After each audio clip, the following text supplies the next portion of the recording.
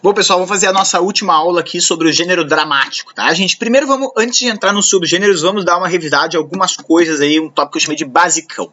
Então, a origem e exposição de conflitos do homem em seu mundo, manifestações da miséria humana, duelo do homem contra seu destino.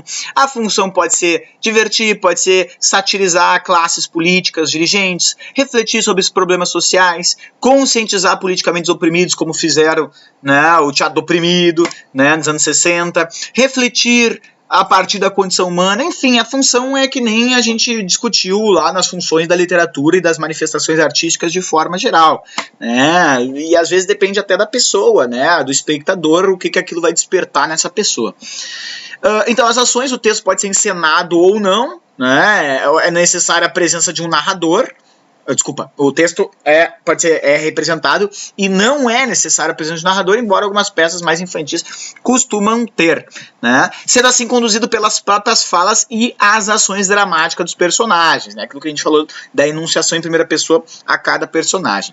Então, geralmente há uma preocupação não só com o texto, mas também com elementos físicos, como cenário, música, luz, figurino, maquiagem, elementos internos, como as representações, os movimentos, as expressões, os conflitos, a linguagem, né? Isso vai ser usado mais diálogos, vai ser usado mais monólogo. No caso do Hamlet, isso vai ser jogrado, uma hora monólogo, outra hora diálogo, né? Isso tudo auxiliado pelas rubricas. Bom, vamos falar aqui dos subgêneros do gênero dramático, tá? Então, começando com a tragédia, aquela que era o gênero maior para Aristóteles, né, pessoal? O que é esta imagem ao ser olhada lhe remete, né?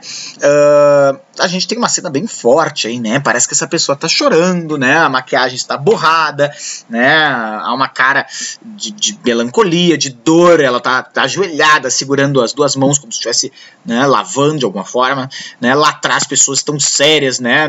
Num jogo de luz, né? Como se estivessem ao fundo, né? Na escuridão, enquanto essa pessoa é protagonizada pela luz, certo? E aí a pergunta que fica para vocês é: que sensação vocês têm ao verem isso, né? Parece uma coisa trágica? Então vamos lá. Para Aristóteles, a tragédia era a mais sublime das formas de arte, né? Na poética, o Aristóteles vai dar um destaque especial para a tragédia. Olha o que ele diz.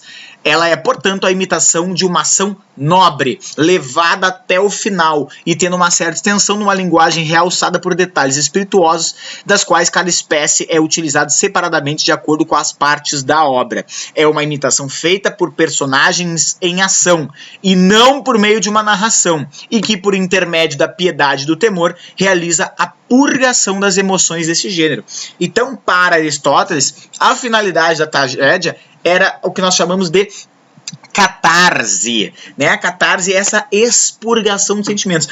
Tu era levado a uma extensão, uma ampliação dos teus sentimentos de piedade, de terror, e aquilo tinha uma espécie de purificação dos sentimentos, né? Vamos lembrar não, né? Mas vou contar para vocês que quando começa Freud a fazer a hipnose com as pessoas, ele começa a chamar esse processo hipnótico de efeito catarse, né? Aquilo que a Ana Oh chamava de limpeza de chaminé. Então ele hipnotizava as pessoas, fazia elas falarem suas piores coisas, elas eram tomadas de emoções, e quando ele acordava de hipnose, elas, que nem dizia Ana Oh, sentiam-se mais aliviadas, como se a chaminé tivesse sido limpada, né? Alguma coisa estava arejando, tá?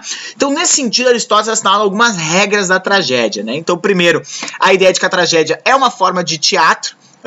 Por isso, em contrapartida, a diegese narrativa privilegia a ação e não a narração.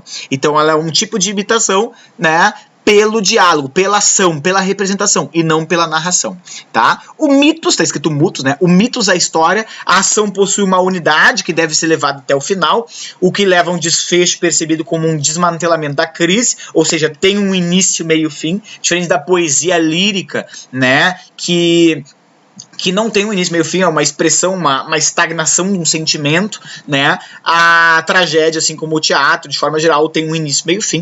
Tem a catarse, tem a purgação, a tragédia desempenha um papel de purificação das emoções, e tem uma nobreza, isso é muito interessante para Aristóteles, né? tanto do que diz respeito ao assunto, uma ação nobre, quanto em relação à linguagem realçada por detalhes espirituosos, existe, né, uma espécie de nobreza para este gênero tragédia, que já fica claro que vai ser diferente da comédia, né? A comédia vai ser das pessoas baixas para Aristóteles, certo? Então, olha lá, uma estrutura de tragédia, né? Geralmente tem uma exposição dos personagens e da história a ser narrada, há um conflito, há uma exposição de uma oposição de forças que vai criar uma tensão na história, geralmente acompanhada de uma peripécia, né, uma mutação de sucessos no seu contrário, né, elementos de surpresa que vão se produzir, né, criando uma ação dramática, né. Então, no Édipo Rei, né, a peripécia se dá quando é chamado cego, né, que vai revelando aos poucos a ideia de que o Édipo está casado com a própria mãe e matou o próprio pai. Então a gente vai descobrindo isso aos poucos, né? Uma ação de peripécia, a revelação, que é o reconhecimento e a consciência da situação por parte do protagonista, o clímax, que é o grande momento, né? O momento ápice da tensão dramática, né? Aquilo que muitos chamam de turning point, né? O momento da né? A catástrofe, que é a tragédia, né? A conclusão, no caso o Édipo furando seus próprios olhos. Então o clímax é quando o Édipo descobre, né, toda a história, fica clarificado, fica elucidado na cabeça, né, de que ele foi um menino jogado, de que aqueles não eram seus pais reais e que agora ele tinha matado seu pai, e estava casado com sua mãe, teve filhos com a sua mãe, e ele, meu Deus, ele é tomado desse clímax e faz a catástrofe. Ele pega os brincos de Jocasta, sua mãe, e fura os seus próprios olhos ao descobrir que ele tinha filhos com a sua própria mãe, né? E a catarse, que é o sentimento gerado no final ao espectador que está assistindo a peça, certo? À medida que o teatro foi se desenvolvendo, outros teóricos acrescentaram outras regras. Então, a regra das unidades. Então, a tragédia tem que ter uma unidade de ação, de tempo e de espaço, que num só dia, num só lugar, num único fato cumprido, mantém até o fim o teatro repleto, né? Então tem que ser tudo conciso. Registros adaptados ao público, né? Decoro, verossimilhança, não dê muita bola para isso. E aquilo que a gente chama de trágico, o fato. Geralmente as tragédias antigas estavam ligadas a uma ideia de que um herói tinha que lutar contra um destino inexorável. Ele, que nem o Édipo, né? Ele tenta lutar contra o seu destino. O destino dele, já previsto quando ele nasce, é casar-se com a mãe e matar o pai, né? Tanto os pais dele tentam assassiná-lo, né? Mandá-lo embora, né? Mas ele acaba não morrendo, e depois ele tenta, quando ele descobre que ele mataria o pai e casaria com a mãe, para aqueles novos pais que adotaram ele, que ele acha que são reais, ele tenta fugir deles, só que ao fugir dos pais que ele acha que são os verdadeiros, ele acaba encontrando os pais verdadeiros, venha matar o seu pai e se casa com a sua mãe de fato, certo? A gente chama isso de fatum, né? Esse é o trágico, a luta contra o destino, né? O homem é menor que seu destino, tá? Vou passar esse slide aqui, e aí vocês vão me perguntar, mas precisa ter regras, né? Até que ponto a gente pode transgredir as regras? Não, pessoal, hoje em dia a tragédia moderna ela não obedece a Aristóteles, né? Inclusive uma das questões que caiu no Enem foi sobre o teatro do oprimido, que é um teatro que as pessoas faziam no mesmo plano que os espectadores, que as pessoas chamavam os espectadores para decidir o final, né? Então quando tiver essas regras muito bem delimitadas, de pessoas em cima do palco, plateia lá fora, a ação acontece em cima do palco e nada mais, sabe? Tudo pianinho, tudo com regra ordenada, a gente vai chamar de teatro clássico, teatro tradicional ou modelo aristotélico, tá? Então, por exemplo, essa questão falava sobre essa inovação do teatro do oprimido, né? Que deixava mais democrático, etc. Vale a pena vocês pesquisarem essa questão para fazer aí, certo?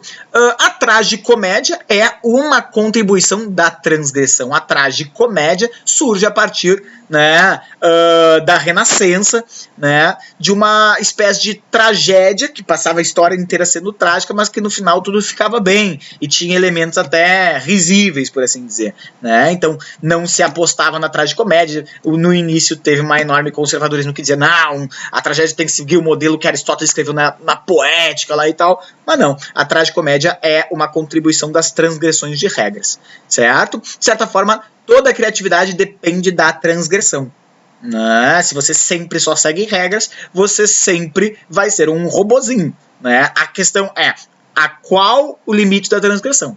Certo? Então tá aí uma reflexão a ser feita. Principais tragédias, né, pessoal? Prometeu acorrentado, ali à esquerda. Medeia, que inspirou muito esta peça aqui brasileira chamada Gota d'Água, né, da mulher que mata seus filhos em vingança ao marido que a abandonou, Jazão. Otelo, Shakespeare, né, uma peça muito forte aí, quem nunca viu. Uma peça bem bonita, vai ser citada em Dom Casmurro, por exemplo, tá?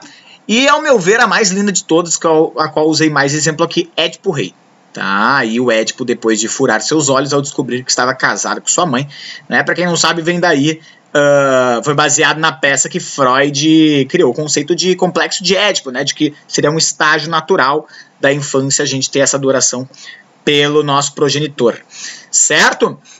Vamos para a comédia, pessoal. Olhem para essa cena e se perguntem por que isso pode me soar engraçado. Ou seja, a pergunta que vocês poderiam fazer é: da onde nasce o riso? Por que achamos as coisas engraçadas? Certo? A comédia vai trabalhar com esse conceito. Aristóteles acha a comédia um gênero inferior. A comédia é uma imitação de caracteres do tipo baixo, mas não na plena aceitação da palavra mal, pois o ridículo é apenas uma subdivisão do feio e consiste num defeito ou feiura que não dolorosos ou destrutivos. A comédia tende a representar os homens piores e a tragédia melhores do que são. Então ele está dizendo que a comédia vai mostrar um momento errado da vida da pessoa, enquanto a tragédia mostra um momento certo da vida da pessoa. Então, por exemplo, a comédia não é o feio num sentido doloroso, ela é o feio no sentido do ridículo.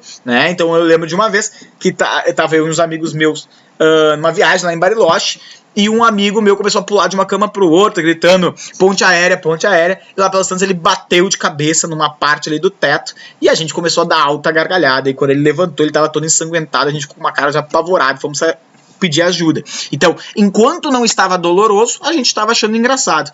Quando a gente viu que o negócio era nocivo, a gente ficou espantado, né? Então, geralmente, o riso nasce dessa cena inusitada, né? Só que não dolorosa. Certo? Então, algumas regras da comédia, né? A imagem do herói, geralmente um herói pior, uma ação pior do homem. Os assuntos são assuntos inferiores, aqueles que dirigem contos fálicos, ainda hoje estão apreciados em tantas cidades, que nem vai dizer o Aristóteles, né? Pelas questões dionísicas. O final, diferente da tragédia, geralmente é feliz, né? Na tragédia, a princípio, é uma estrutura onde tudo está organizado e o desfecho é desorganizado. Na comédia, não. A comédia, a sua graça nasce justamente da desorganização, mas no final, quem sabe o que vai acontecer? Vai dar tudo certo, né? Que nem Amizade Colorida. O cara tá lá assistindo Amizade Colorida, os caras começam, o Justin e aquela mina começam a se curtir, né? A gente sabe que vai dar uma merda, a gente sabe que eles vão se apaixonar, porque não dá certo esse tipo de amizade colorida. Aí o cara fala mal da mina quando ela tá escondida, ela ouve, eles brigam, mas no final a gente sabe que ele vai fazer lá uma dança no meio do metrô e eles vão se beijar e vai dar tudo certo, tá? E a ideia da força cômica. Da onde nasce a força cômica? Geralmente da deformidade, né? A deformidade do real. A gente tem uma expectativa de ação e reação, de causa e efeito, e essa expectativa não acontece, e isso gera uma coisa meio inusitada, a gente pode achar isso engraçado. Ou uma linguagem, né? A linguagem também, geralmente de uma forma inadequada, se torna engraçado também, certo? Então, existem várias formas de ser cômico. Outras formas, né, acrescentadas mais tarde para a comédia, né? Geralmente na comédia os personagens são da vida cotidiana, não são aristocratas, não são reis, né? São personagens mais da nossa vida imediata. A ideia é satisfazer o público, é divertir, não é produzir emoções muito drásticas, e sim satisfazê-los. É preciso brincar, tratar de um estranho empreendimento, esse que cuida de fazer rir as pessoas honestas. E muitas vezes é o caso do Gil Vicente, lembrem, a comédia também tem uma ideia de criticar, corrigir os vícios por meio da risada, né? Uma famosa frase em latim: castigat ridendo mores, pelo riso riso corrigem-se os costumes, né? Então é o que faz, por exemplo, Porta dos Fundos, né? Tu dá risada e percebe, caraca, velho, eu também faço isso. Olha que imbecilidade, né? Algum preconceito que já está naturalizado na nossa vida, etc. Certo? Outros tipos aqui, a farsa, tá, gente? Mas vou fechar pela comédia, pela tragédia, que ao meu ver são os mais importantes. Então acabamos por aí com o teatro, tá, pessoal?